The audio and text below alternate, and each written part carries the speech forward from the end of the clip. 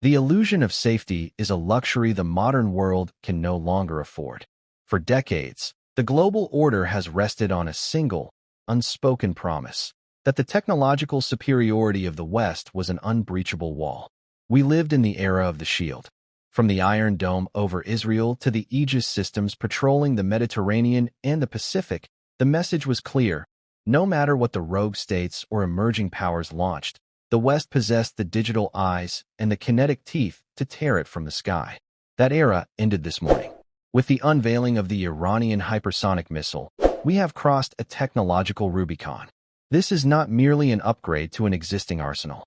It is a singularity, a point where the defense becomes mathematically impossible and the offense becomes absolute. To understand why this is a crisis of civilizational proportions, one must understand the terrifying physics of the hypersonic realm. Traditional ballistic missiles, the kind we have guarded against since the Cold War, follow a predictable path. They are launched, they exit the atmosphere, and they fall back to Earth in a fixed arc, a parabola. Because their path is predictable, computers can calculate their point of impact within seconds of launch. An interceptor is fired to a meeting point in space. It is a bullet hitting a bullet. It is difficult, but it is known science. The hypersonic weapon has killed the parabola, traveling at speeds exceeding Mach 5, 5 times the speed of sound, or over 3,800 miles per hour. These projectiles do not simply fall. They glide. They maneuver. They skip off the atmosphere like a stone across a pond. When a weapon moves at 7 kilometers per second while simultaneously changing its course, the defensive computers of the West are forced into a state of algorithmic paralysis.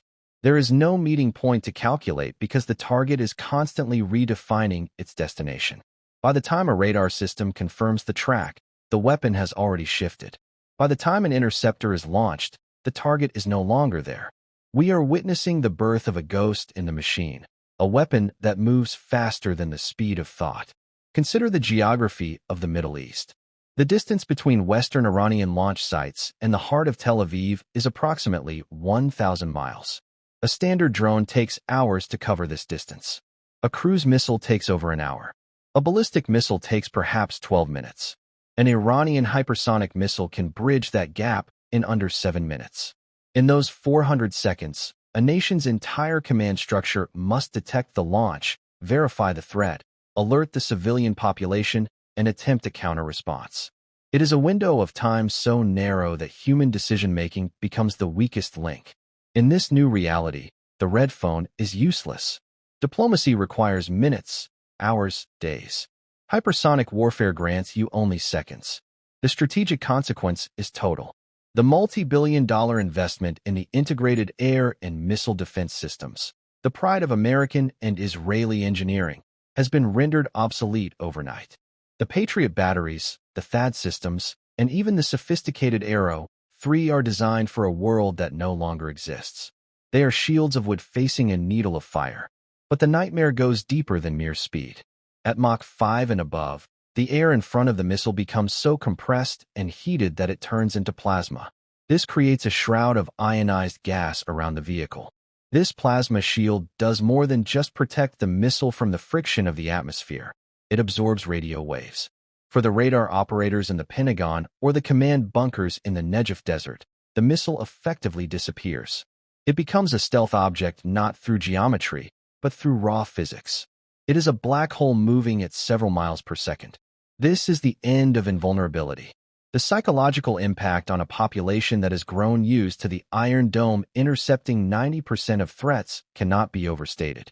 When the shield is shattered, the only thing left is the cold, hard logic of vulnerability. Why does this matter now? Because power is not just about what you can do. It is about what your enemy thinks you can do. For 30 years, the United States and its allies have operated with freedom of maneuver. They could station aircraft carriers in the Persian Gulf or build bases near sensitive borders, confident that their defensive systems created a bubble of safety. That bubble has burst. If a carrier strike group, representing $13 billion of American taxpayer investment and 5,000 lives, can be neutralized by a single hypersonic projectile that cannot be seen or stopped, the entire projection of Western power collapses. This is the anti-access/area denial nightmare realized. We are not just looking at a new missile. We are looking at the rebordering of the world. Regions that were once under the firm security umbrella of the West are now gray zones. The Iranian announcement is a signal to every U.S. ally in the region. The umbrella is leaking. Your protectors are as exposed as you are. As we dissect the technical specifications of this weapon, we must confront the most uncomfortable truth of all. We have no countermeasure. There is no hypersonic Iron Dome on the horizon. The physics of interception at these speeds requires a leap in laser technology or space-based kinetic interceptors that are decades away from deployment. We have entered a period of strategic asymmetry. For the first time in the modern era, a regional power has bypassed the primary defense of a superpower. It is a moment of technological overmatch that shifts the scales of global influence. The Iranian leadership is not just displaying a weapon. They are announcing a new hierarchy. They are telling the world that the age of Western military dominance through technological exclusivity is over. The silence you hear from Western capitals is not a lack of interest. It is the sound of a total reevaluation of national security. The maps are being redrawn. The doctrines are being burned. The sky, once a place where the West reigned supreme, has become a corridor of invisible, unstoppable fire. And as the clock ticks toward the next regional flashpoint, the question is no longer if a strike can be stopped, but what happens when the first one hits its mark. The shield is gone. Only the sword remains. If you believe this is simply a story about an isolated nation achieving a technological breakthrough, you are looking at the wrong map. No weapon of this complexity is born in a vacuum. What we are witnessing is not the sudden genius of a single regime, but the terrifying fruit of a new, silent alliance, a triple entente of the 21st century. Behind the veil of Tehran's announcement lies the shadow of Moscow's engineering and the silent, strategic pulse of Beijing's economic and data-driven might. This is the Great Realignment. It is the moment the axis of denial declared that the era of Western global management is officially over. For decades, the West operated under the assumption that it could contain its adversaries through isolation. We believed that sanctions, export controls, and diplomatic freezing could keep the most dangerous technologies in the hands of a select few. We were wrong. In the laboratories and testing ranges of the Eurasian landmass, a secret transfer of power has occurred. While the world's attention was fixed on conventional borders and regional skirmishes, the fundamental blueprints of modern warfare were being traded like currency. Russia, bogged down in the attrition of the Ukrainian front, found in Iran a vital supplier of mass-produced attrition, thousands of drones to bleed Western defense stocks dry. In exchange, the Kremlin did the unthinkable. It opened the vault to its most guarded secret, hypersonic propulsion. This was the ultimate strategic trade. It was a transaction that bypassed the global financial system and mocked the very idea of international oversight. It created a feedback loop of destruction where Iranian combat experience and Russian aerospace physics merged into a single, unstoppable threat. But the triangle is not complete without the third point. China, the silent architect of this new order, provides the industrial backbone and the satellite navigation infrastructure that makes these weapons viable. This is not just a missile. It is a collaborative manifesto. It is a signal to the world that the West no longer holds a monopoly on the high ground of technology. The consequences of this realignment are felt most acutely at sea. For 70 years, the American supercarrier has been the undisputed symbol of global hegemony. It was the floating embassy that could park off any coast and dictate terms to any nation. To touch a carrier was to commit national suicide. But the hypersonic missile has changed the math of the ocean. These billion-dollar vessels, carrying 5,000 souls and the pride of a superpower, have been transformed into massive, slow-moving targets.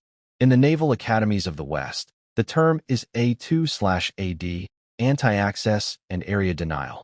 In plain terms, it means the no-go zone. If these missiles can be mass-produced and distributed among the members of this new axis, the American Navy loses its ability to project power in the Persian Gulf, the Red Sea, and eventually, the South China Sea. We are seeing the end of the blue water era. When the cost of a single missile is a fraction of a percent of the cost of the ship it destroys, the economics of war shift in favor of the challenger. The superpower is forced to stay at a distance, its security umbrella pulled back, leaving its regional allies to wonder if the promise of protection still holds any value. This is the true victory for the axis of denial, the erosion of trust. In the palaces of Riyadh, the office buildings of Abu Dhabi, and the command centers of Tel Aviv, the realization is sinking in. They see a West that is technologically overmatched and strategically hesitant.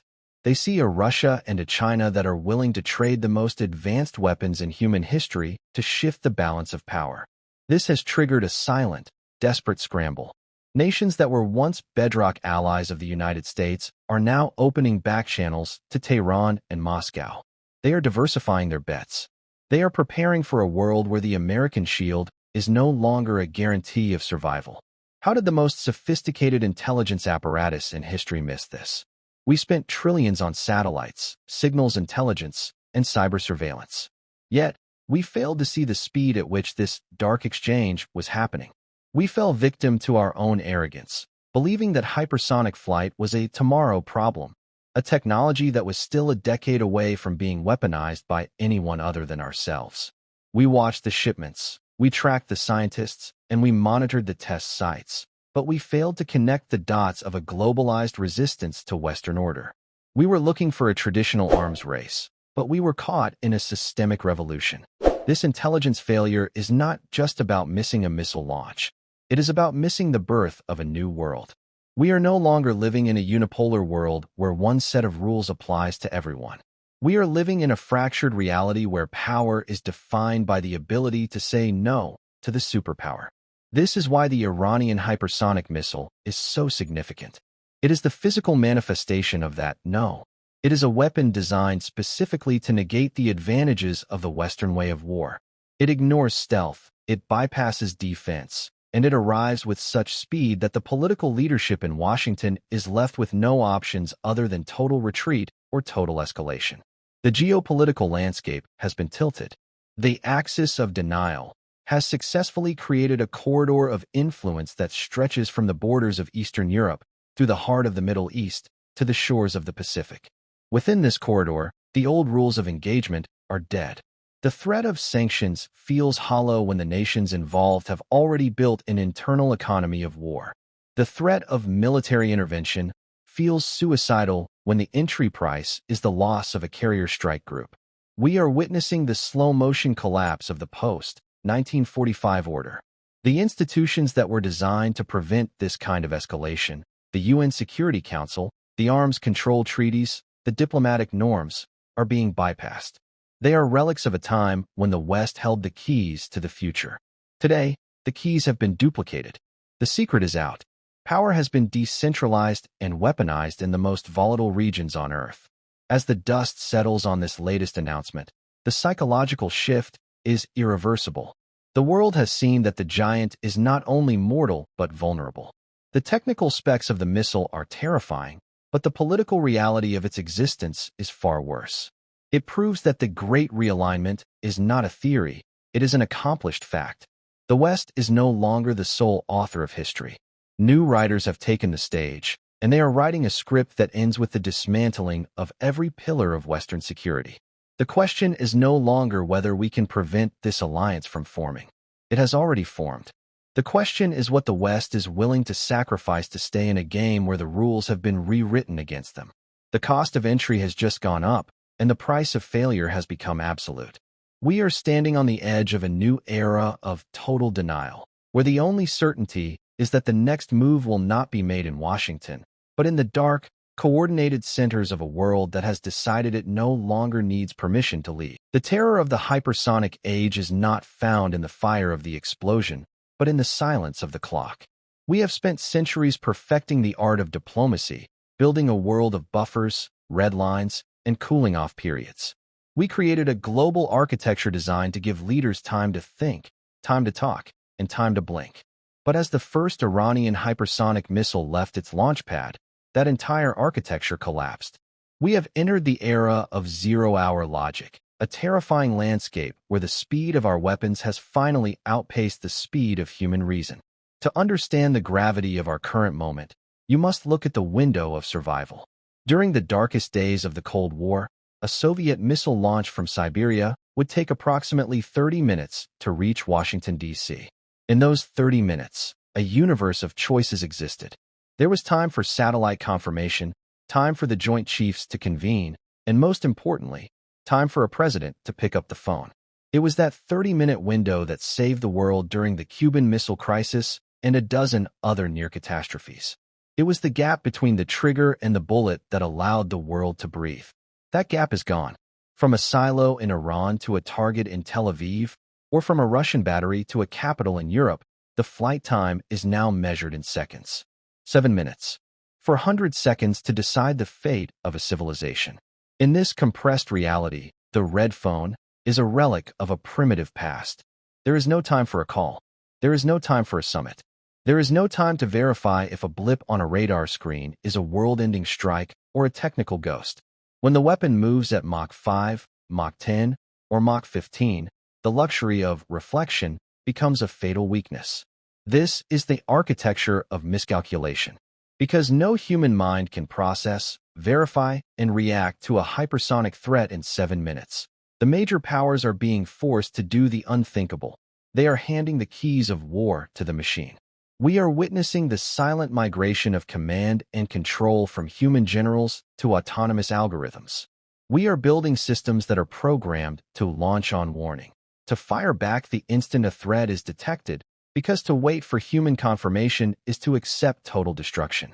We have created a world where the first shot of World War III will likely be fired by a computer program responding to a sensor reading that no human has even seen. This is the flash war scenario, a conflict that begins, escalates to the nuclear threshold, and concludes before a single head of state has even been woken from their sleep. The technology has outstripped the political control, and in doing so, it has made the world a fundamentally more dangerous place than it was at the height of the Cold War. Consider the fatal mistake. History is littered with technical glitches. In 1983, a Soviet satellite system mistakenly identified sun glinting off clouds as a flight of American Minuteman missiles. A human officer, Stanislav Petrov, looked at the data and chose to wait, trusting his intuition over the machine. He saved the world because he had the time to doubt. In the hypersonic era, there is no Stanislav Petrov. There is only the algorithm, and the algorithm does not doubt. It calculates. It executes. If a sensor malfunctions in this new high-speed environment, the retaliatory strike will be in the air before the error can even be diagnosed. This is the hidden consequence of Iran's entry into the hypersonic club. It forces its neighbors and its enemies into a permanent state of hair-trigger readiness. When you know you cannot stop a missile, your only defense is to ensure you destroy the enemy before their missiles can hit you. It shifts the global military doctrine from deterrence to preemption. In the old world, you stayed your hand to avoid war. In the new world, you are incentivized to strike first at the slightest hint of movement, because the second mover is the loser. The pressure on the United States and the global order is now immense. The security umbrella that the West promised its allies was built on the idea of a measured, overwhelming response. But how do you respond to a weapon that has already finished its mission before you've even confirmed its launch? The strategic depth of the West has been bypassed. The oceans no longer provide safety. The distance no longer provides time. We are all now living on the front line, separated from catastrophe by the thin, flickering line of a computer code. We are seeing the erosion of the international order not through a lack of will, but through a lack of time. Diplomacy is a slow, rhythmic process of words and gestures. It requires a pace that the hypersonic world does not allow. When speed outpaces diplomacy, the red lines of the past become tripwires for the future. We have entered an era where a single miscalculation, a single panic commander, or a single lines of faulty code can become irreversible. The Iranian announcement is the final bell tolling for the world we thought we knew. It is the announcement that the era of managed conflict is over. We have built a global machine of such speed and complexity that no one is truly at the controls anymore. The major powers are now passengers on a train that is accelerating toward a curve, and the brakes have been removed in the name of strategic readiness. As we look toward the horizon, the uncertainty is total. We have reached a technological peak that has rendered our political systems obsolete. We are playing a game of high-stakes poker where the cards are dealt faster than the eye can see, and the pot is the survival of the human race. The question is no longer who has the best weapons, but who has the wisdom to stop a machine that was built to never stop. Have we entered an era where the fatal mistake is inevitable? Have we designed a world where our own brilliance has trapped us in a cage of seconds? The Iranian missile is not just a weapon of war. It is a symptom of a world that has lost its grip on the concept of the pause. And in the silence of the command bunkers, under the glow of the flickering screens, the only thing left to do is wait and hope that the machines we built to protect us aren't the ones that eventually decide we are no longer worth the risk. The sky is no longer a void. It is a loaded chamber. The clock is no longer a tool. It is a countdown. And as the world accelerates into the unknown, we must face the chilling reality that in the next crisis, we may not even have the time to realize that we have lost. The era of the human decision is fading. The era of the hypersonic consequence has begun.